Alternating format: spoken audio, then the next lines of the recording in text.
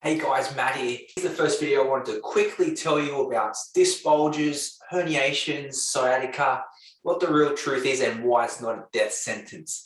Okay, so we know that a lot of people come to us with lower back pain. Maybe it's a new thing, an old thing, something they've been battling for years on and off. They've tried it all.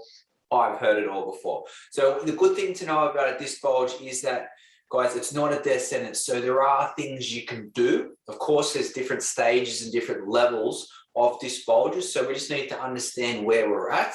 Now, a lot of the time, these disc bulges have been there for a while and you just might not have actually realized that until you went and got yourself a scan or an MRI.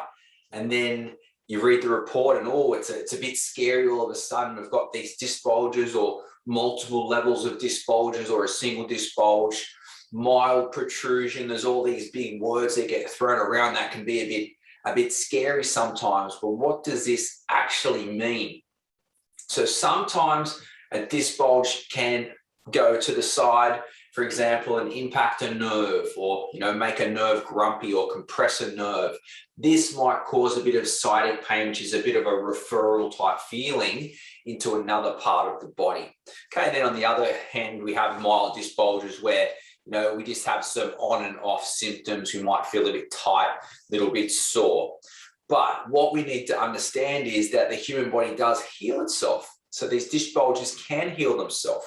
Sure, the wall of the disc is going to be weakened, so it might be prone to disc bulging again if we don't implement the right plan.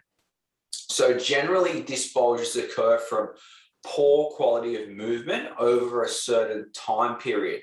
Okay, so that means that you might move poorly, you might pick up the kids the wrong way or do something the wrong way or be at work in a funny position for too long a time period or for too many years doing something small that's repetitive. And over time, it wears down that disc. Okay, and then you end up with one incident that really just tips it over the edge, and that's the last thing, that's the last straw that broke the camel's back or the person's back.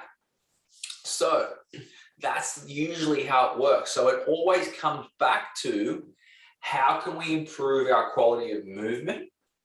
What can we do in our typical day in a better position? And how much stronger can we make ourselves to be resilient for getting into those poor postures or those poor positions? Guys, so they're the three key areas that we have a big focus on here at SpineFit. And if you go on to have a quick call with one of our coaches, we'll talk about these things and we'll give you tips and ideas of what you can do right away. And that's what our paid coaching program is all about. It's about improving the posture. It's about improving the strength. It's about improving your quality of movement so you can get back to doing things you love, get back with the kids, get back to, having that back pain, disc bulge out of your head for good. Okay, so that's what we want to talk about. It's not a death sentence. There are things you can work on, such as our posture. We want to stand in a way where we're not rounded or we're not putting unnecessary load or pressure on this disc here. Okay, so we want to improve posture. Number one, we want to improve strength and resilience so our body can handle loads or excessive, amounts of time in a poor position. Okay, and then we want to increase our core strength.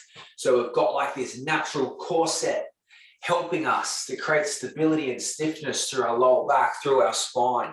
Okay, and that's also going to help keep the discs in the right alignment. And this goes hand in hand for degeneration, facet joints, all these things we want to keep in neutral spine. We want to be stronger, improve posture.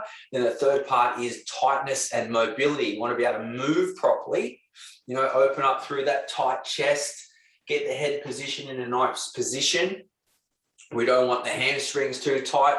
If you can't put your socks on, it's not a great thing because it's going to make you get into a poor rounded position to reach your shoes and reach your socks.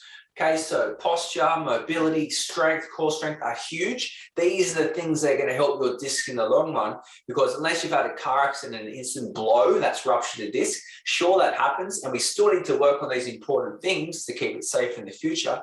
You need to take it back to those years of poor movement habits, maybe weakness in the body, tightness in the body, poor posture, excessive sitting, excessive compression.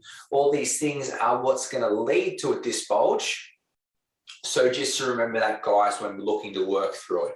So I hope that's clarified a few little things for you guys. Be sure to look out for that big button below. We want a special invitation to jump onto a call with one of our team, one of our coaches, to get some more tips, things that are related to your body and your back that might be, of value to you. So that's what we're all about, is helping people. So be sure, click that big button below, jump on a free call with one of our coaches. You just get an invite for making it to the end of this first video, and we'd love to see how we can help you guys out in the future.